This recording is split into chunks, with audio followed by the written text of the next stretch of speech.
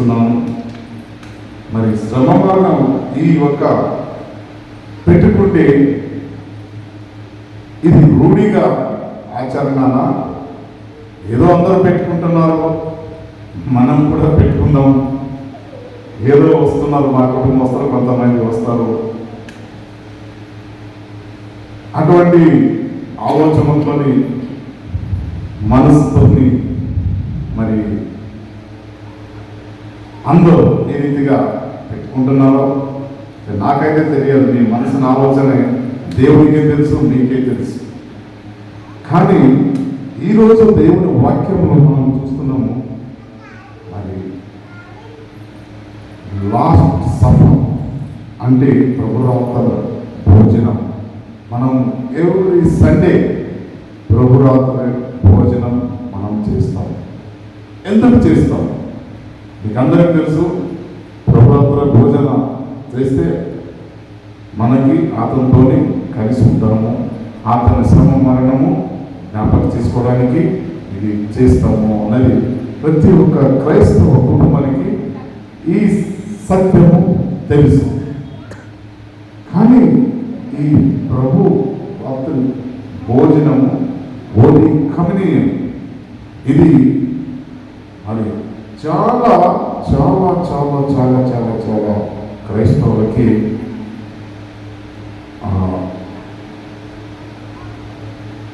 ఏమైంది అంటే ఇంపార్టెంట్ అనుకోవచ్చు.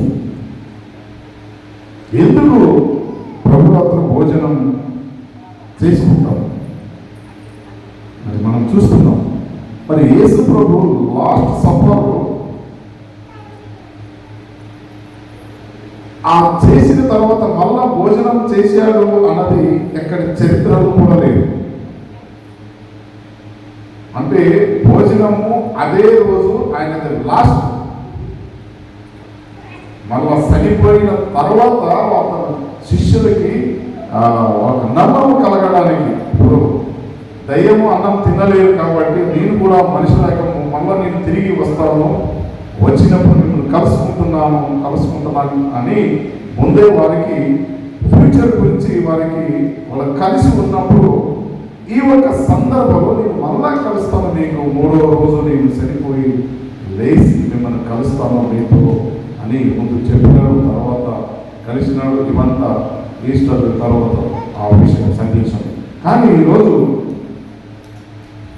లాస్ట్ సఫర్ హోలీ కమ్యూనియన్ ఇప్పుడు వాక్యంలో చూస్తున్నాము మనం. మాథ్యూ చాప్టర్ 26 మనం 26 నుంచి 28 వరకు మరి అర్థము. రొట్టె యేసు శరీరం. రొట్టె అనేది యేసుక్రీస్తు ఒక శరీరం. రక్తము అన్నది మరి 2 రకాలుగా మనం మనం చూసుకోవాలి. ద్రాక్ష రసం అన్నది యేసుక్రీస్తు యొక్క రక్తం. మరి చాలా మంది సందేశము ఎన్నోసారి ఈ విషయంలో దైవ సేవకులు ఎన్నోసారి చెప్పినారు. ఈ రొట్టె ద్రాక్ష రసము తీసుకున్నప్పుడు మరి యేసు ముందు ఏది ప్రకటించాడు? మనం ఆయన సన్నిధిలో వచ్చినప్పుడు ముందు మనం ఎవరిని క్షమించాలి? వాళ్ళు నాకు నెరవేరులను మనం క్షమించి అవన్నీ ఫర్గివ్నెస్ చేసిన తర్వాతనే మనము ఈ యొక్క ద్రాక్షారసం రొట్టెను తీసుకోవాలి. కానీ నవడేస్ ఇవన్నీ కూడా అందరూ బోధ మర్చిపోయినారు. వాస్తవం చెప్తాను, తనను తాను తగ్గించుకొని ఆయన తనను తాను సరెండర్ చేసుకోవాలి. దేవుని సన్నిధిలో నేను సరెండర్ చేసుకోవాలి. దేవా, నేను ఈరోజు నీలోను కలిసిపోతున్నాను. నేను ఎవరికైనా అన్యాయం చేసి ఉంటే, నేను ఎవరికైనా మనసు బాధ పెట్టి ఉంటే, నా మనసులో ఉన్న బాధలు ఏమన్నా ఇతరులకి కలిగి ఉంటే సంగమ తెలుసుకోవాలి. మీరు అన్నెసరీ బ్యాప్టిజం రాగానే అయ్యా నేను ద్రాక్ష రసం తీసుకుంటాము, రక్తం క్రీస్తు ద్రాక్ష అంటే రక్తం తాగుతాం అంటే ద్రాక్ష రసం తీసుకుంటే తింటాం అని చాలా మంది. అయ్యా నేను బ్యాప్టిజం తీసుకున్నామయ్యా రండి తీసుకోండి అన్న. ఏం గుడ్డిగా వచ్చి గుడ్డిగా తీసుకుంటున్నాం. ఈరోజు దేవుడు మీతో మాట్లాడుతున్నాం. మీరు పరంపర వంశ పరంపర ఇది యూ డోంట్ ఫాలో. వాళ్ళు చేస్తారో నేను చేస్తాను, నీవు చేస్తావో నేను చేస్తాను అన్నది కాదు. కానీ దేవుడు ఏమంటున్నాడంటే నిన్ను నీవు సరెండర్ చేసుకో, నిన్ను నీవు సరెండర్ చేసుకో. అప్పుడు నీవు నా సన్నిధికి వచ్చి నీవు ద్రాక్షారసము తీసుకుంటే అప్పుడు నేను దీవిస్తున్నాను. మరి చూస్తున్నాము ఫస్ట్ కొరింథీయులకు మరి అంతా నీకు తెలిసిన విషయమే, భోజనం ఎలాగా చేస్తారో అవన్నీ. మరి రొట్టె ఎత్తు పట్టుకొని వేయించి దేవునికి స్తోత్రం చేసి గిన్నె పట్టుకొని దాన్ని వేయించి ఈ నా శరీరము తినండి, ఇది నన్ను జ్ఞాపకం చేసుకోండి, దీన్ని చెయ్యండి అన్నాడు. అదే రీతిగా రక్తం ఎత్తుకో మరి ద్రాక్షరసం దీన్ని ఎత్తు పట్టుకొని ఇది నా రక్తం, శరీరం రక్తం, మీరు దీన్ని తాగినప్పుడంతా నన్ను జ్ఞాపకం చేసుకోండి అని. మరి ఎందుకు జ్ఞాపకం చేసుకోవాలి? ఈ ఒక సిస్టమ్ మరి రూటిగా అనేక సంఘములో ఇది ఫాలో చేస్తున్నాం, అనేక ఒట్టిగా ఫాలో చేస్తున్నాం. కానీ నన్ను నేను పరీక్షించుకోవాలి అని నిజంగా చెప్తున్నా. ఒకసారి నేను ఆలోచన చేస్తాను. బ్యాప్టిజం ఆయన వెంబడి తీసుకున్న వాళ్ళు పశ్చాత్తాపం లేదు, కన్నీరు పడటం లేదు. నేను ఎవరితో కొట్లాడాను, అయ్యా నేను ఏదో పొరపాటు చేసిన, ఈరోజు నేను ద్రాక్షరసం తీసుకుంటున్నాను, నన్ను క్షమించు. ఎందుకంటే నేను దేవునికి ఈ తీసుకుంటే దానికి నేను ఆన్సర్ ఇవ్వాలి. మరి తీసుకుంటే ఏం లాభం? ద్రాక్షరసము రొట్టె అతను ఈ పాల్పొందే ఓడి కమనీయులు పాల్పొందితే నీకు లాభమే ఉన్నది. పేరుకు వస్తే తీసుకుంటే there is no use at all. ఈరోజు దేవుడు దీని గురించి 5 అంశం గురించి మాట్లాడుతున్నాం. ఓడి కమనీయుల గురించి 5 అంశాల గురించి మాట్లాడుతున్నాం. మరి మనం కొరింథీయులకు రాసిన పత్రిక 11:23 నుంచి 29 చూస్తున్నాం. రొట్టెలు తిన్ను ప్రతి వారి ఈ పాత్రను తాగు ప్రతిసారి మీరు ప్రభు కార్యము 2:42 అపోస్తల బోధ ఎందును సహవాసమందును రొట్టె విరుచుట ఎందును ప్రార్థన చేయటం ఎందును ఎడతెగక ఉంది. ఈ 4 నాకు అనిపిస్తుంది ఎడతెగక ఎవరు ఉంటారు. నో గ్యాప్, ఆల్వేస్ ఎడతెగక.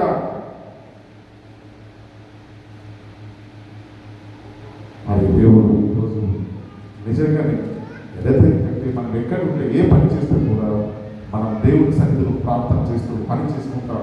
మరి దేవా నాకు మంచిగా ఉద్యోగం ఇచ్చిన ఎప్పుడు అతనికి స్తోత్రం చెల్లిస్తూ ముందుకు సాగితే నిజంగానే కుటుంబం ఆశీర్వదించబడుతుంది, మీరు ఆశీర్వదించబడతారు. మీరు ఏమి కోరుకుంటారో అవన్నీ దేవుడు 100%. Because I have a personal experience with God. I have a personal experience with God. మీకు కూడా ఆ పర్సనల్ ఎక్స్పీరియన్స్ అనేక మందికి ఉన్నది. మీ ఎక్స్పీరియన్స్ అన్న మీరు కంపల్సరీ ఇతరులకు కూడా మీరు షేర్ చేయాలి. ఆ షేర్ చేసినప్పుడే వారు కూడా మీలాగా వారు కూడా తయారయ్యారు. ఒక సైన్యము ఉన్నప్పుడు ఒక స్టార్టింగ్ వాళ్ళు ట్రైనింగ్ చేస్తారు. ఎందుకు ట్రైనింగ్ చేస్తారు? వాళ్ళక వీళ్ళు కూడా అలాగే కావాలని ట్రైనింగ్ కావాలి.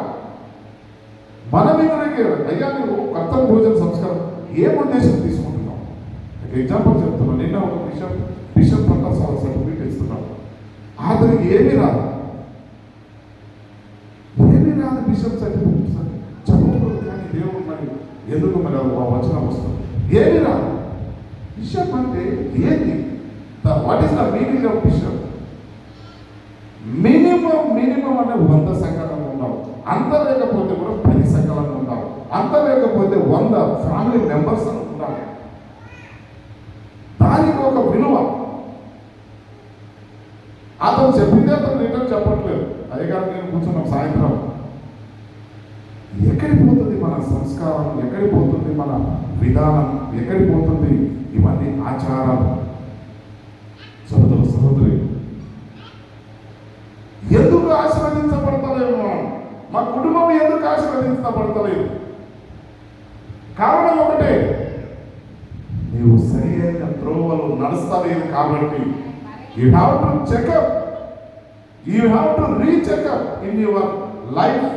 మన కుటుంబం ఎలాగుంది, నేను ఎలాగున్నాను, నా పిల్లలు ఎలాగున్నారు, సరి అయిన త్రోవలు మన కుటుంబం నడుస్తూ ఉన్నదా? మరి అపోస్తలుల బోధ యందు, రొట్టె విరుచుట యందు ఎడతెగక ప్రార్థన,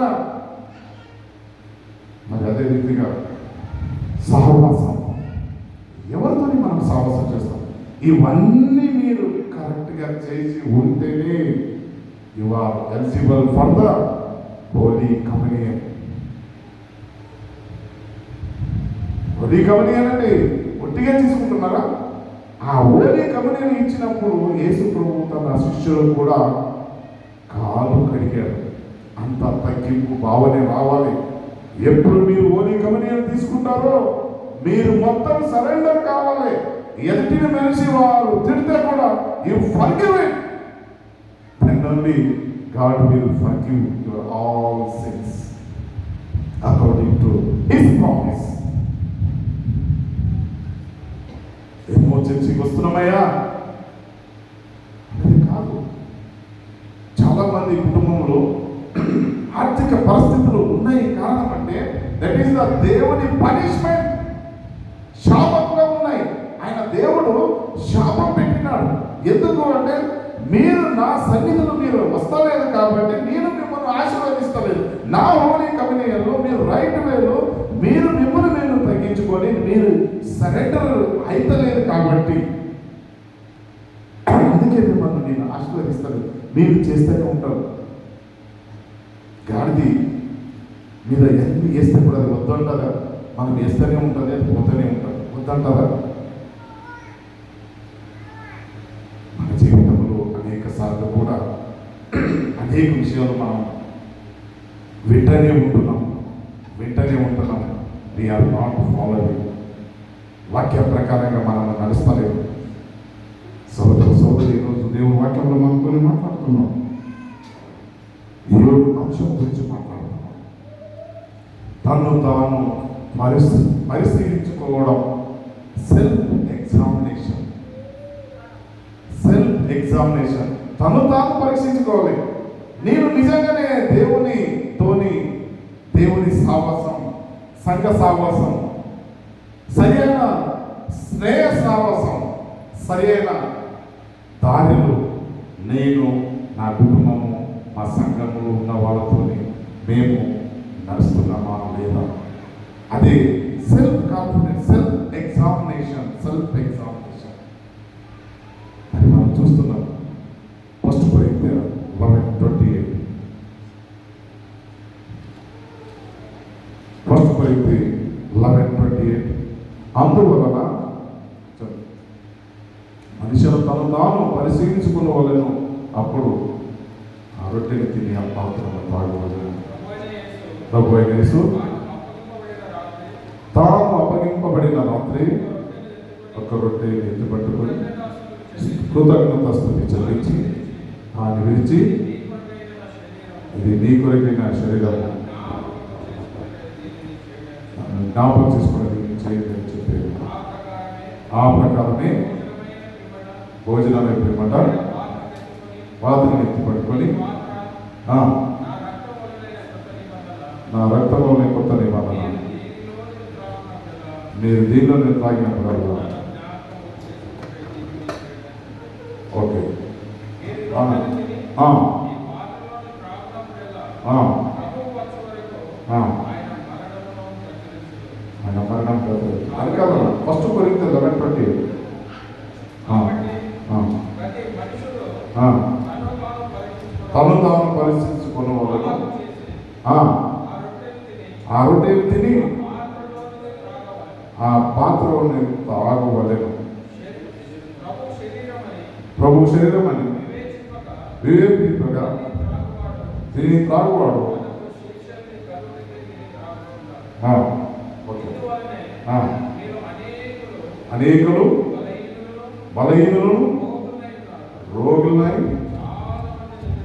చాలా మంది నిద్రిస్తున్నారు. చాలా మంది నిద్రిస్తున్నారు. చాలా అనేక మంది ఈ హోలీ కమ్యూన్ను కేర్లెస్గా తీసుకుంటారు. అంటే కేర్లెస్ అంటే అలక్ష్య స్వభావంతో ఈ హోలీ కమ్యూనియన్ తీసుకుంటాం. తీసుకున్నప్పుడు బాగానే ఉంటాం.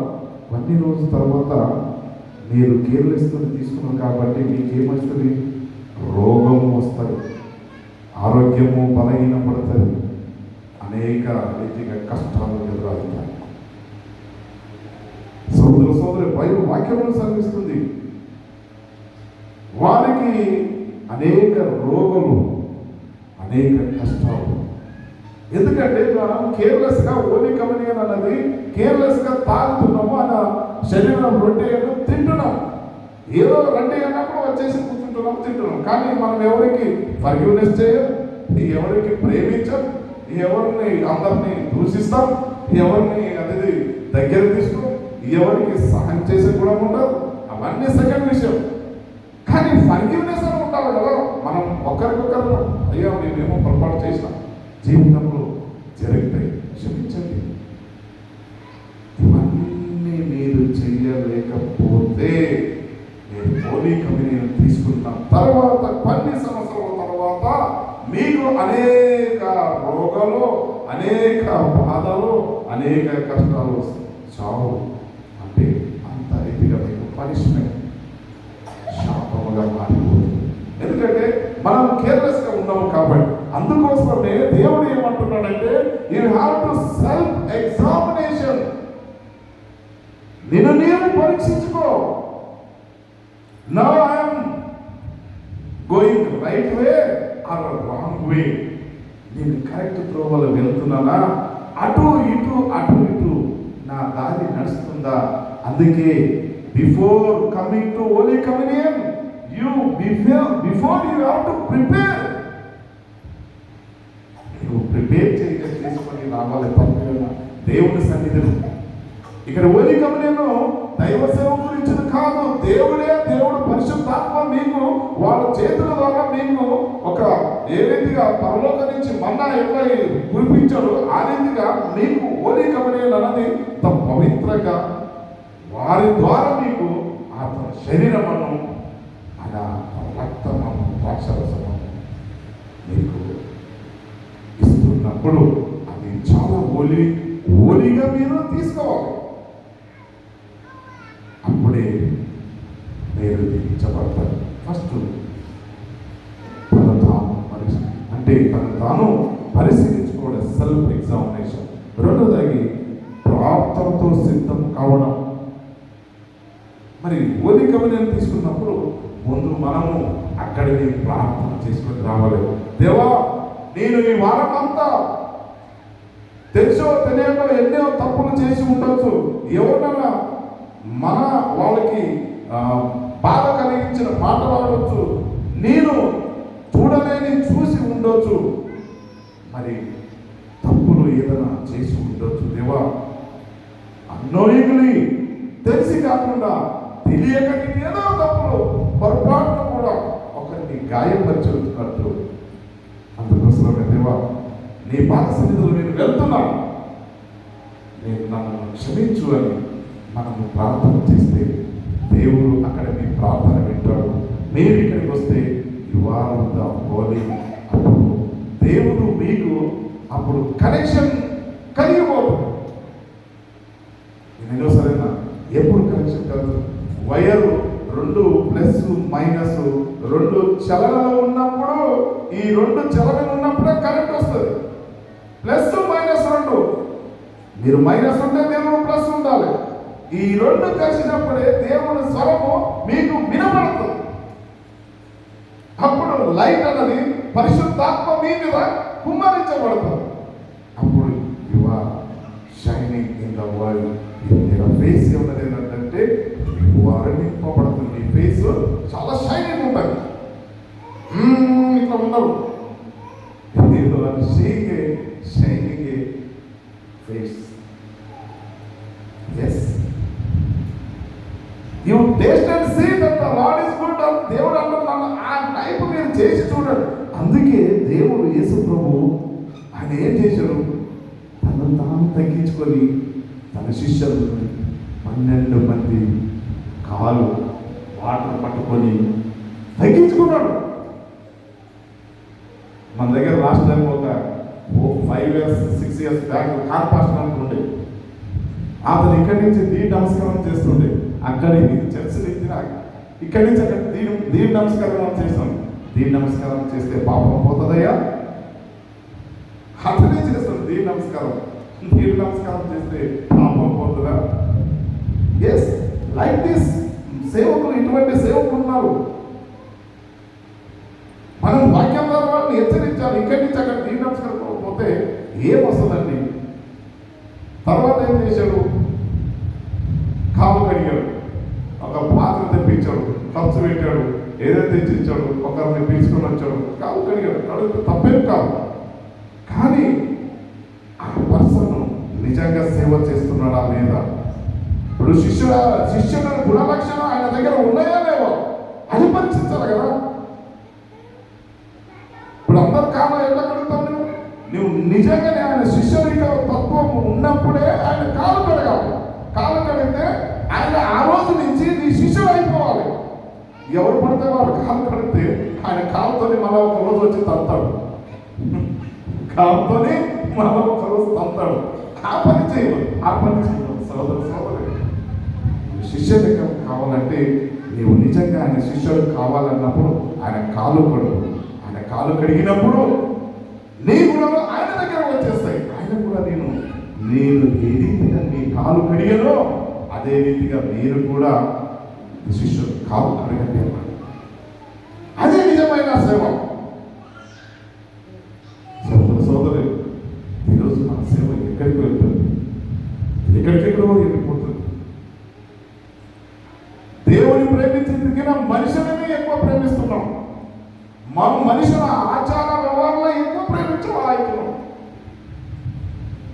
అందుకే దేవుడు మనతో మాట్లాడతలేదు. ఆయన మొత్తం పండుంటే మనం చూస్తలేదు. మేము ప్రార్థన చేస్తే కూడా మనం ప్రార్థన వింటలేదు. అలా కన్నీరు ప్రార్థన చేస్తే కూడా వింటారు. కారణం ఒకటే, మీరు కరెక్ట్ రైట్ వేలో మీరు లేరు కాబట్టి. ఎన్ని ప్రార్థన చేస్తే నేను విన్నానయ్యా, మీరు ఏడిస్తే ప్రార్థన చేస్తే విన్నాను. మీరు ఇక నేను దీని నమస్కారం పెడితే కూడా నేను విన్నాను. మొదటి నా నీతి నా రాజ్య మొదటి వెతుకు. మొదటి నా నీతి రాజ్యం అని వెతుకు. వెతికినప్పుడు నీకు ఆటోమేటిక్గా నేనే నీకు ఏది కావాలి నువ్వు అనుకున్న దానికి 100 రెట్లు దేవుడు నీకు కృప దయచేస్తాడు. నీకు ఏది కావాలని నిజంగా నువ్వు నిలబడాలి. అందుకే నీ జీవితంలో ప్రార్థన అనేది చాలా ముఖ్యమైన ఆయుధం అని మీరు తెలుసుకోవాలి. యాకోబు చాప్టర్ 5:16 5:16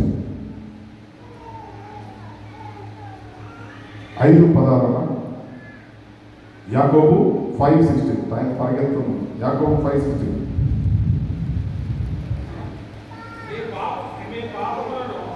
నీ పాపములను ఒక్కడితోని ఒకడు ఒప్పుకునండి. మీరు స్వస్థత పొందినట్లు ఒక్కడి కొరకు ఒక్కడు ప్రార్థన చేయండి. నీతిమంతుల విజ్ఞాపన మనపూర్వకమైనది, బహుబలము గలవై ఉన్నది. Thank you. నీతిమంతుని ప్రార్థన బహుబలము. కొంతమంది ప్రార్థన చేస్తే నీవు స్వస్థపరచబడాలి అంటే వాడు స్వస్థపరచబడతాడు. ఆయన అంత నీతిగా ఆయన దేవుడితో ఫైట్ చేస్తుంటాడు కాబట్టి ఆయన చెప్పిన ఓడు 100% నెరవేరుతాయి. ఎందుకు? దేవుడు ఆయనలోనే నిలిచి ఉన్నాడు. అందుకే దేవుడు ఇక్కడ ఎప్పుడు కూడా నేను ఎప్పుడు ప్రార్థన చేసినప్పుడు ఏదైనా చెప్తాడు, ఎవడు నా యందు నిలిచి ఉంటాడో, నేను ఎవరి యందు నిలిచి ఉంటానో వాడు బహుగా ఫలించడు. ఎప్పుడు ఫలిస్తాం దేవుడి విషయం? మనం ఆయనతో పాటు దృఢంగా నిలిచినప్పుడే ఫలిస్తాం.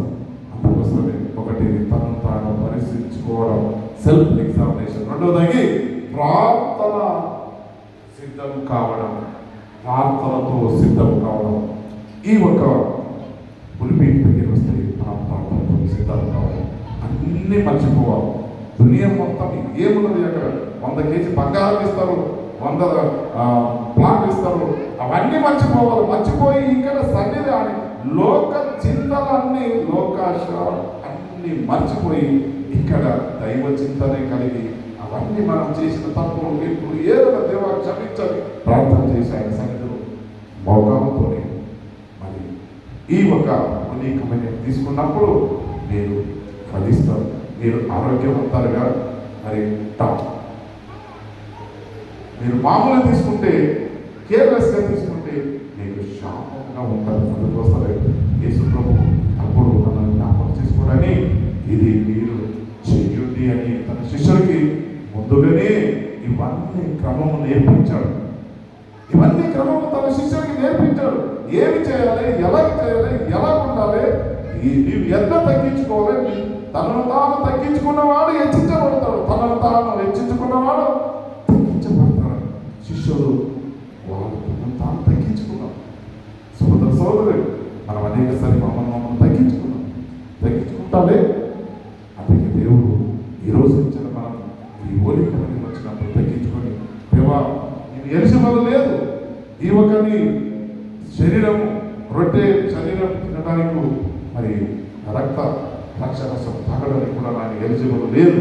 అయితే కూడా నన్ను ఒక జీవబాధల పంటలు ఉంచినావు. మరి నీకు చేసిన తప్పులు ఏదైనా నీకు అన్యాయంగా ఎవరికైనా అన్యాయంగా చేస్తుంటే, ఎవరికైనా మనస్తాపని ఏదైనా కలిగి ఉంటే క్షమించాలని తీసుకున్నప్పుడు దేవుడు 100% ప్రార్థన ఆలకిస్తుంటాడు.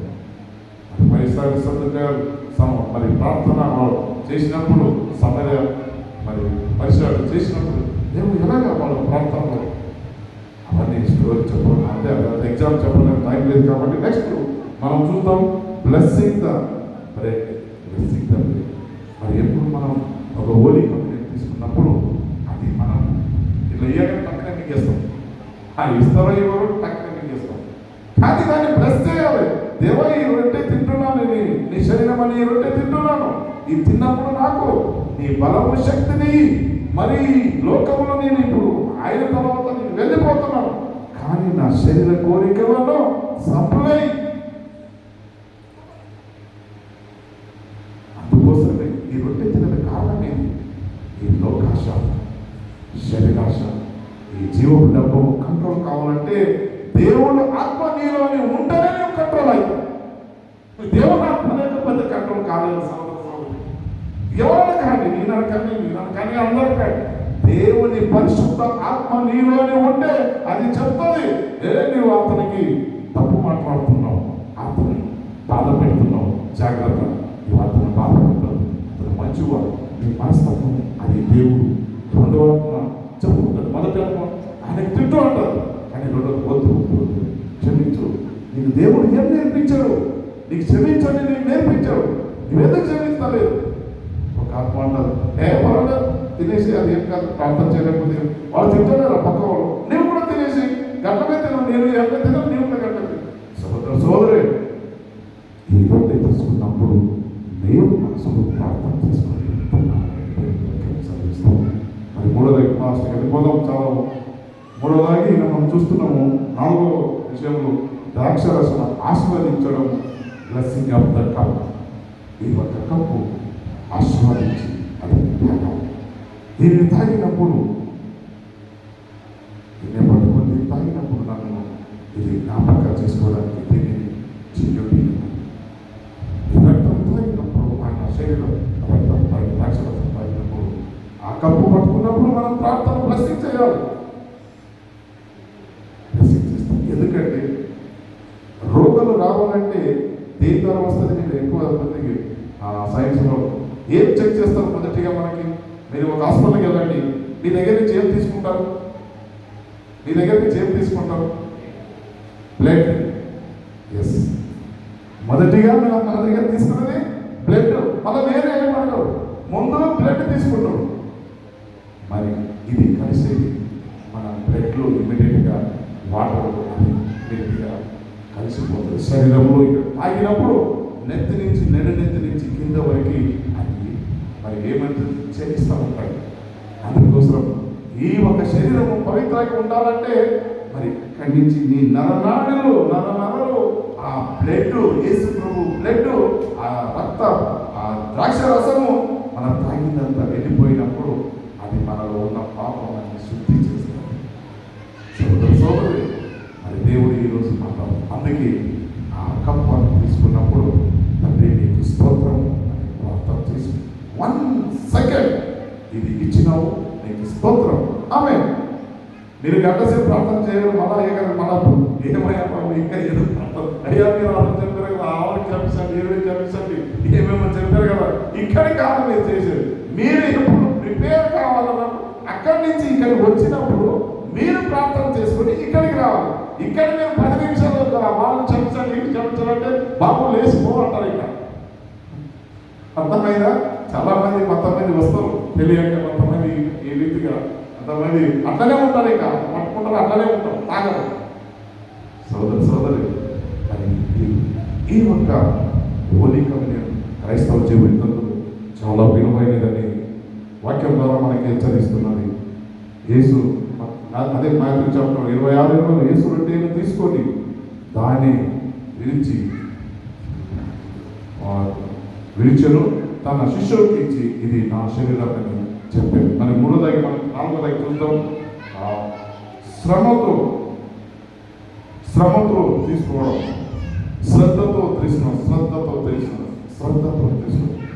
చాలా రీతిగా దానికి శ్రద్ధ అంటే మరి పార్ట్ అదే శ్రద్ధ అన్నదానికి మీరు ఏమంటారు అంటే పార్ట్ ఇది నాది అని ఒక ఫీలింగ్ రావాలి.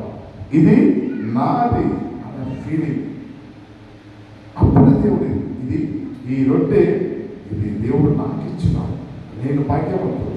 అటువంటి శ్రద్ధ ఒక దృఢ సంకల్పంతో తీసుకున్నప్పుడు అది మీకు ఆశీర్వాదకరంగా ఉంటుంది. దేవుడు వాక్యంలో సవరిస్తుంది. మరి వాక్యం ద్వారా మనం చూస్తున్నాం. కొరింథీయులకు 11:29 ఎవడైనాను తీసుకున్నవాడు తినేవాడు తాగువాడు ప్రభు శరీరమును కొంచెం చదవాలి. 11:29 ఫస్ట్ కొరింథీయులకు 11:29 ఫాస్ట్గా టైం అయిపోయింది. ప్రభు శరీరం అని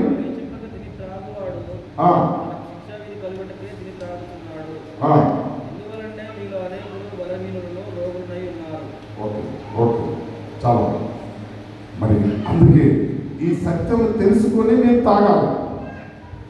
నేను ఈరోజు నేను చెప్పింది కదా, మీరు ఆ సత్యం తెలుసుకొని ఈ కర్తన భోజన సంస్కారం మీరు పాల్పొందాలి. ఏదో బ్యాప్టిజం తీసుకున్నాను నేను వచ్చి తీసుకుంటాను అన్నది కాదు.